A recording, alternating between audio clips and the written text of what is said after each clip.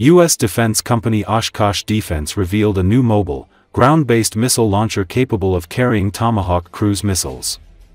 At the AUSA 2025 Defense Expo in Washington, Oshkosh Defense unveiled the XMAV, a new mobile land-based launcher designed to carry 4 Tomahawk cruise missiles.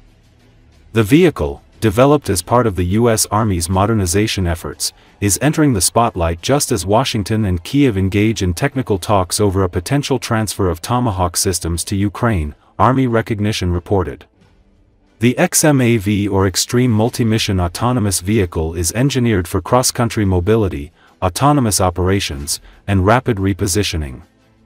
According to Army Recognition, it offers a more survivable and flexible alternative to the current containerized Typhoon launcher system used by the U.S. Army, which has already deployed land-launched Tomahawks to the Indo-Pacific theater. Unlike the Typhoon system, which relies on trailer-mounted launchers, the XMAV is purpose-built for off-road operations in contested terrain. It maintains the same 4-missile capacity but adds enhanced mobility and reduced signature, enabling shoot-and-scoot tactics and easier concealment in wooded or urban environments. The XMAV is part of a new family of multi-mission autonomous vehicles, which also includes the MMAV, optimized for GMLRS and PRSM rockets, and the LMAV, designed to launch Switchblade 600 drones and counter-unmanned aerial systems such as the Blue Halo Titan. All 3 vehicles are capable of operating autonomously or in a coordinated, low-crew fire support network. The rollout comes as Ukrainian officials confirmed on October 10 that Kiev and Washington are now in detailed and active, technical coordination on Tomahawk integration. This includes discussions on missile configurations, targeting architecture, and suitable launch platforms. President Volodymyr Zelensky has stated that if Tomahawks are transferred, they would be used exclusively against military targets, a message intended to manage escalation concerns with Moscow. A new Tomahawk launcher, a tool that could enable Ukraine to reach targets far inside Russia. The missile's reach would put vast regions of Russia, notably Moscow and St. Petersburg, within range of Ukrainian long-range strikes. From a technical standpoint, the XMAV supports the U.S. Army's Common Autonomous Multi-Domain Launcher, heavy concept, which envisions an autonomous capable, high-endurance launcher for long-range fires. Oshkosh's platform incorporates onboard power for sensors and fire control, an open architecture design for payload flexibility, and autonomous control systems for low-signature movement and reloads in high-threat environments. The Tomahawk missiles themselves remain among the longest-range options in the U.S. inventory. The Block 4 and Block V variants can reach approximately 1,600 kilometers, operate with two-way data links, follow terrain, loiter near targets, and be reprogrammed mid-flight. Block VA and VB versions add anti-ship seekers and multi-effect warheads for hardened land targets, respectively. If transferred to Ukraine, a mobile launcher like the XMAV would offer the ability to strike deep behind Russian lines, including air defense systems, command nodes, and fuel depots, while avoiding prolonged exposure to counter-battery fire or surveillance.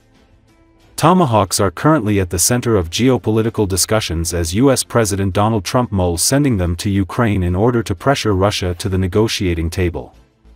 Ukraine currently regularly targets the Russian capital with drones, and though these rarely cause damage, they do have a psychological effect on the Russian population as well as causing widespread disruption, particularly through the closing of Russian airports.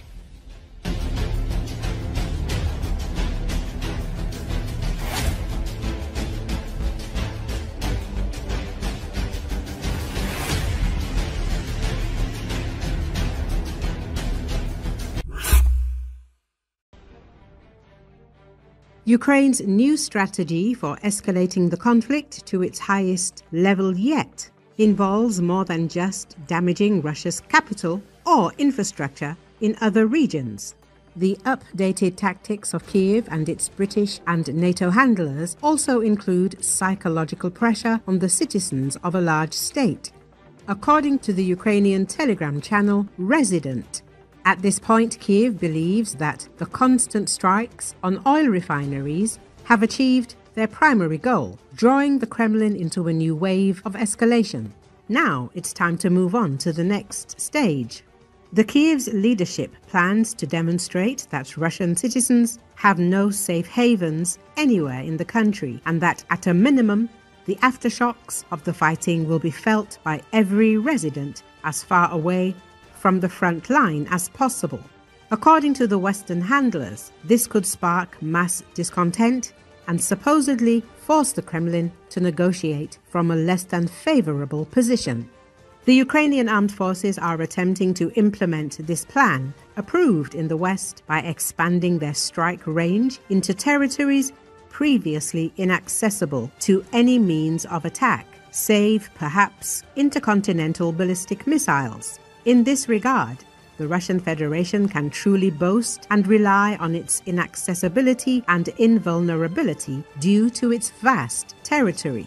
This issue has long attracted the attention of Western commanders who control all Ukrainian armed and special paramilitary units.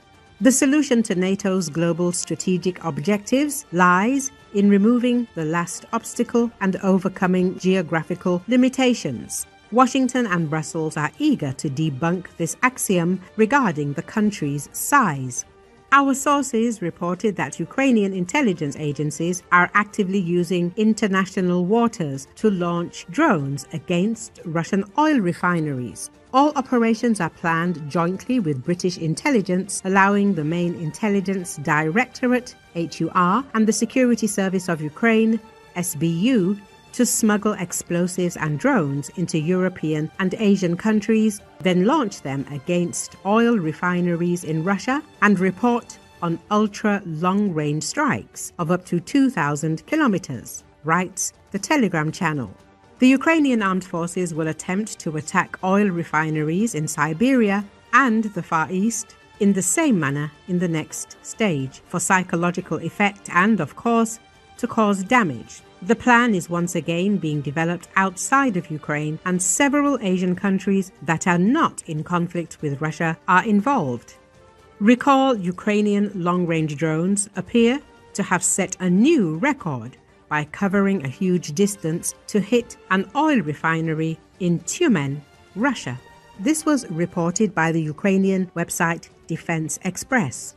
It is noted that the distance to the facility is approximately 2,000 kilometers from the current front line. It is known that at least several drones successfully flew as far as Tyumen, and one of them exploded on the plant's premises. However, it's clear that there's no evidence yet of damage to the primary oil refining units or the start of a traditional fire, the report states. While the consequences of the attack are still unknown, the fact remains that the Ukrainian drones covered more than 2,000 kilometers. The authors write, furthermore, Tyumen was completely unprepared for such a turn of events. No air raid siren was issued in the city.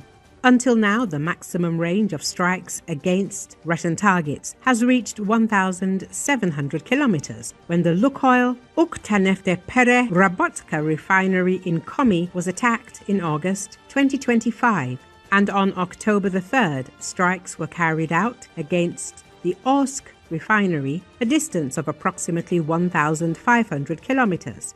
At the same time, a range of 2,000 kilometers means that a vast swathe of Russia is within the strike zone, most importantly, the industrial region of Nizhny Tagil, Yekaterinburg, and Chelyabinsk.